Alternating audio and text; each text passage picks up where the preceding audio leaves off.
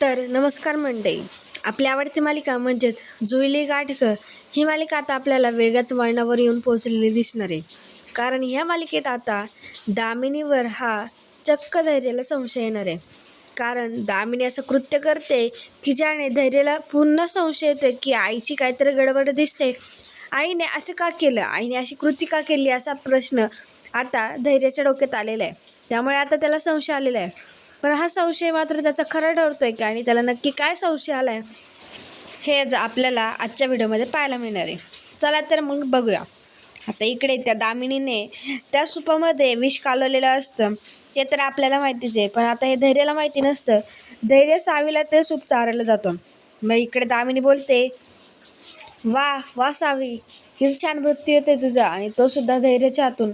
हेच हवं होतं मला, असं ती बोललेले असते. आणि धैर्याने तो चमचा तिच्या तोंडापर्यंत नेलेला असतो. पण आता तिथे पराग आणि रीना आलेले असतात आणि ते आलेले असतात त्याच्यामुळे त्यांची गडबड होते, त्यांचा आवाज येतो. त्यामुळे धैर्याने तो घास मागे घेतलेला असतो आणि हे दोघे आलेले असतात. तर मग त्यांना सगळे विचारतात की तुम्ही इथे. दामिनीसुद्धा विचारते ही काय वेळ आहे का यायची, म्हणजे ती चिडलेली असते कारण तिचा प्लॅन आता फ्लॉप झालेला असतो, म्हणजे होणारच असतो. त्यानंतर मग आता सावी तिच्या मनातल्या मनात बोलतात की रीना आणि पराग तुम्ही अगदी वेळेवर आलात, मैत्रीला जागलात म्हणून, असं आता तिने तिथे सांगितलेलं असतं. कारण आता ते सूप तिला खायचं नव्हतं, तिला उपवास करायचा होता आणि नेमके दोघे तिथे येतात. आणि बरोबर आता धैर्य त्याने पुढे घेतलेला चमचा तो आता मागे घेत असतो. त्यामुळे आता हे वाचतात. तर मग आता सगळे त्यांना म्हणजे धैर्य त्याला बोलतो की आता आलास ना तर जेवायला बस. तर मग हा लगेच जेवायला म्हणजे पराग लगेच जेवायला बसतो. पण आता रीना त्याला थांबवते आणि रीना बोलते की ज्याच्यासाठी आलोय ते करू म्हणून. आणि मग हा पराग अचानक असा बोलून जातो की सावीधर तुला हे पाहिजे होतं ना, आणले आम्ही, असं बोलतो. मग आता इथे सगळ्यांना संशय येतो. पहिला तर इराला येणार का सावी, मग ती त्या परागला आणि रीनाला विचारते का सावीने तुम्हाला विचारलं होतं का, म्हणजे तिने तुम्हाला सांगितलं का मला हे पाहिजे, ती तुम्हाला ओळखते का, म्हणजे अशा हजार प्रश्न त्या रीना आणि परागला तिने विचारलेले असतात. पण तसं काही नसतं. तर मग आता हे दोघे बोलतात की तसं काही नाही आहे, तिला ड्रॉइंग आवडते ना म्हणून आम्ही तिच्यासाठी पूर्ण असं खूप सारं ड्रॉइंगचं सामान आणले, असं आता ते दोघे सांगतात. तर मग धैर्य म्हणजे सावी लगेच विषय बदलते आणि सावी बोलते की म्हणजे ती धैर्याला विचारते फ्रेंड हे कोण आहे म्हणून, आणि हे मला भेटायला का आले ते. तर मग धैर्य तिला सांगतो की मी जसा तुझा फ्रेंड आहे तसेच हे सुद्धा तुझे फ्रेंड आहे आणि ते तुला आता भेटायला आले ते, त्याच्यामुळे तू त्यांच्याशी बोल. तर मग आता पराग आणि रीना तिला जे काय आणलेलं सामान असतं ते देत असतात. पण आता सावी मात्र नाही बोलते, कारण तिला वेडी होण्याचं नाटक करायचं असतं, त्याच्यामुळे ती नाही बोलते. तर मग आता हे एकमेकांच्या तोंडाकडे पाहतात. तर मग आता धैर्य तिला बोलतो की घे म्हणून, हे सुद्धा तुझे फ्रेंड आहे आणि तुझ्या फ्रेंडने आणले म्हणून. आणि मग सावीने आता ती पिशवी त्यांच्याकडून घेतलेली असते. त्यांचा प्लॅनच असतो पण ते कोणाला कळायला नको, त्यामुळे आता हे दोघे गप्पे बसलेले असतात. आता यांनी पिशवी तर दिलेलीच असते. धैर्य पुन्हा त्यांना जेवायला बसवण्याची म्हणजे बोलतो. तर मग हा पराग बसायला जातो. तर मग रीना बोलते नाही आम्हाला नाही बसायचं, घरचे सुद्धा वाट पाहत असतील, आम्ही जातो म्हणून. तर मग आता तिथे ते निघतात तेव्हाच आता तिथला फोन वाजतो. म्हणजे फोनची रिंग कशी असते तशी आता रिंगटॉंग सगळ्यांना आवाज, म्हणजे रिंगटॉंगचा आवाज सगळ्यांना येतो. तर मग आता सगळे घाबरतात. रीना आणि परागसुद्धा घाबरतात की अरे फोन कुठनं वाचला आणि अशी रिंगटॉन. तर मग आता ह्या हिराला संशय येतो. ती हिरा पाहते पिशवीमधूनच आवाज येतो, मी पिशवी चेक करते आणि मग ती पिशवी चेक करायला जाते आणि तिला फोन सापडतो. आणि तो फोन पाहताच आता सगळे तिच्यावर हसायला लागतात. आणि आता हिराला सुद्धा वाईट वाटतं की अरे यार सगळे माझ्यावर हसतात आहे आणि मला यांनी येडं बनवलं. आणि तो बारीक मुलाचा एक खेळण्यातला फोन असतो, त्याच्यामुळे आता सगळेजण तिला हसत असतात. आणि सगळ्यांनाच असं कौतुक वाटतं की हिरा कोणत्या इंटेन्शनने गेले होते आणि तिला हा बारीक मुलाचा फोन भेटला, त्याच्यामुळे आता सगळेच हसत असतात.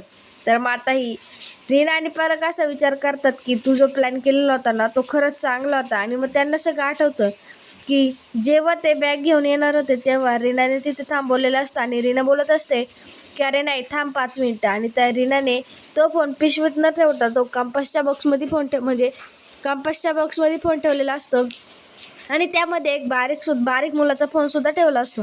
म्हणजे कोणाला संशय नको यायला की यात नक्की काय म्हणून, यासाठी त्यांनी हा सगळा म्हणजे त्यांचा हा सगळा प्लॅन असतो. पण त्यांचा प्लॅन आता यशस्वी ठरलेला असतो.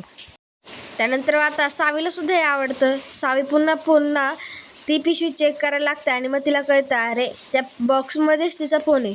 तर मग आता ती बोलते, म्हणजे धैर्याला बोलते की फ्रेंड मला ह्यांचं गिफ्ट खूप आवडलं आहे, मला खूप कलर्स सारे भेटले ते आणि मी आता खूप ड्रॉइंग करणार, ह्यांना आपण रोज बोलूया असं आता ती बोलत असते.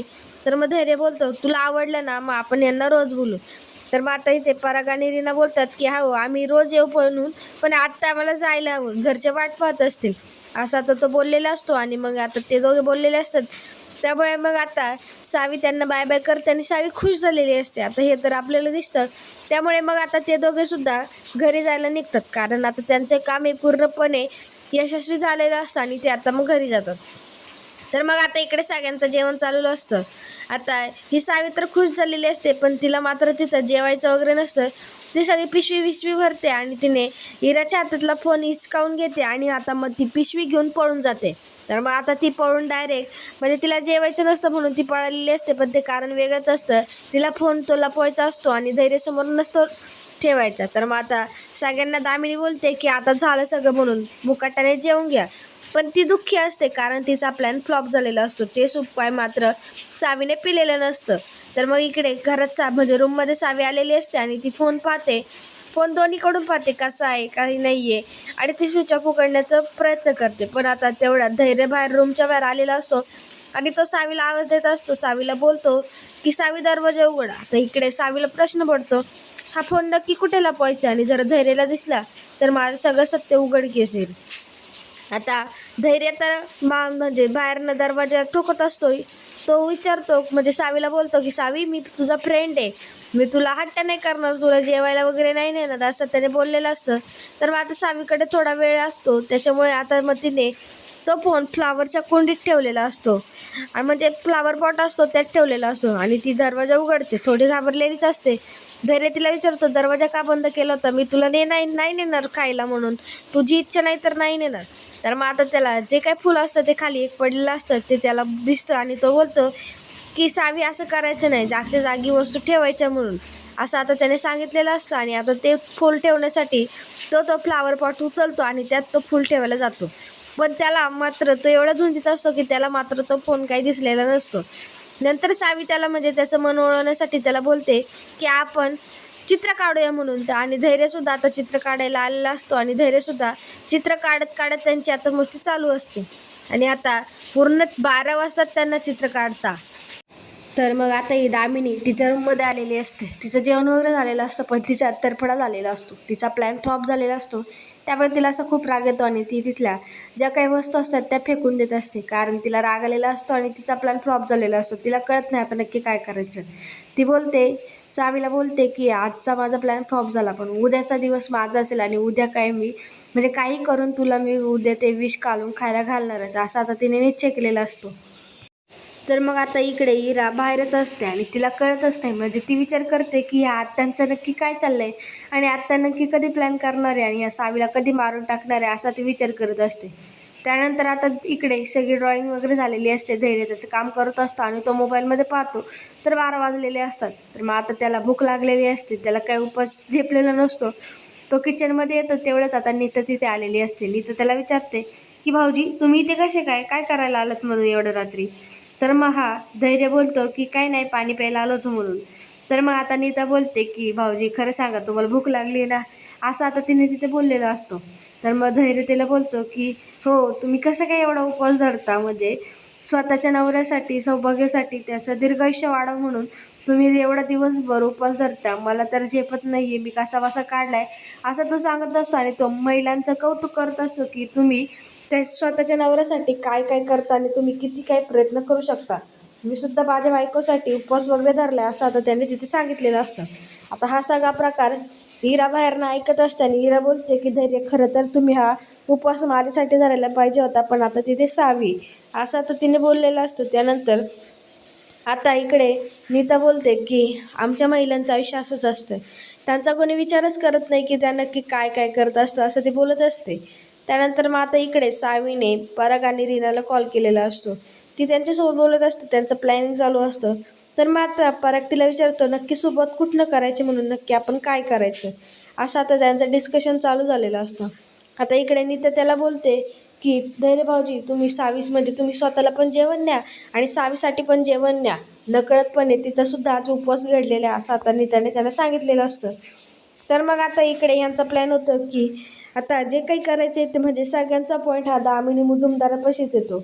कारण सावीचे बाबा का गायब झाले होते आणि ते गायब झाल्यानंतर दामिनीने त्यांचा काम खून केला हे सगळे आता प्रश्न सावीला पडलेले असतात. त्यामुळे ती बोलते की सगळ्याची सूत्र ही दामिनी मॅडमपासून चालतात आणि मुजुमदारांचं आणि माझ्या वडिलांचं का वाकड होतं हे आपल्याला पहिले शोधून काढायचं आणि प्रत्येक पुरावा आपल्याला सापडला पाहिजे असं आता तिने त्यांना सांगितलेलं असतं. त्यानंतर आता मग आपल्याला पुढील भागात पाहायला मिळणार आहे की आता सुपामध्ये तर म्हणजे सूप तर सावीने पिलेलं नसतं कारण तिला उपवास असतो त्यामुळे तिने पिलेलं नसतं आणि त्यात दामिनीने विष कालवलेलं असतं आणि तो प्लॅन तर फ्लॉप होतो. त्यानंतर आता मग ती उद्या सकाळी सावीसाठी शिरा बनवते आणि शिरा तर बनवलेला असतो आणि त्या शिरात आता तिने ते 2 विषाचे थेंब टाकलेले असतात आणि आता ती स्वतः सावीला चारणार असते. त्यामुळे आता ती बोलते की सावी काल तू वाचली पण तू आज वाचणार नाही, तुला मी मारूनच टाकणार आणि तुला काही करून हे विष मी तुला पाजणारच खायलाच घालणार असं आता तिने निश्चय केलेला असतो. सावी झोपलेलीच असते तेव्हाच मात्र ती तिला जेवण म्हणजे तो शिरा घेऊन जाते. आता सावीला तिचा राग आलेला असतो हे तर आपल्याला माहिती कारण ती खोटं नाटक वगैरे करत असते. त्यामुळे धैर्य खुश असतो. धैर्यला वाटतं आपली आई आपल्या बायकोची किती काळजी घेते, ती असं करते ती तसं करते, तिचं छान म्हणजे प्रेम आहे ती सावीवर असं म्हणजे जीव अडकलेला आहे, ती खोटं नाटक नाही करत असं आता त्या धैर्याला वाटत असतं. त्यामुळे ती तिथं बसते आणि मग ती बोलते की सावी तुला भूक लागली असेल ना, मी तुझ्यासाठी गरम गरम शिरा केला आहे, आता गरम गरम त्याच्यामुळे तू खाऊन घ्या असं तर तिने तिथे बोललेलं असतं. तर मात्र आता सावीला तो मात्र काही शिरा खायचा नसतो. पण सावी काय करते ती बोलते माझ्या आधी तुम्ही का, कारण दामिनीवर तिचा काही विश्वास नसतो आणि ही काही करू शकते असं आता सावीला माहिती असतं. त्यामुळे ती बोलते की माझ्या आधी तुम्ही खाऊन घ्या, तुम्ही खाल्लं तरच मी खाईन असं आता सावी हट्ट करते. पण आता दामिनी नाही बोलते कारण तिला माहिती असतं यात विष कालवलेलं आहे म्हणून आणि ते जर तिने खाल्लं तर मग तिच्या जीवाशी बेतू शकतं. त्यामुळे ती नाही बोलते. पण सावी मात्र ऐकत नसते. सावी तोच चमचा घेते आणि तिला भरवण्याचा प्रयत्न करते. आता दामिनीला सुद्धा काय बोलता येत नाही कारण तिथे धैर्य उभा असतो त्याच्यामुळे तिचंही काही चालत नाही. तर मग आता सावी काय करते तो चमचा घेते आणि तिच्या तोंडात भरवायला निघते. तर मग आता ही दामिनी काय करते कारण जर तिने खाल्लं तर तिच्यावर विषवादळ चढू शकते आणि तीच मरू शकते. त्याच्यामुळे ती घाबरते आणि मग ती आता सगळा शिरा उधळून देते.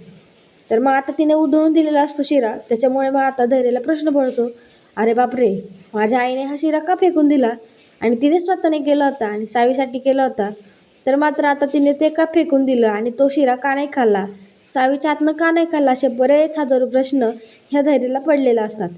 त्याचंसुद्धा बरोबर आहे, साहजिकच आहे की स्वतः तिने करून आणलं आणि ती स्वतः सावीला चारत होती.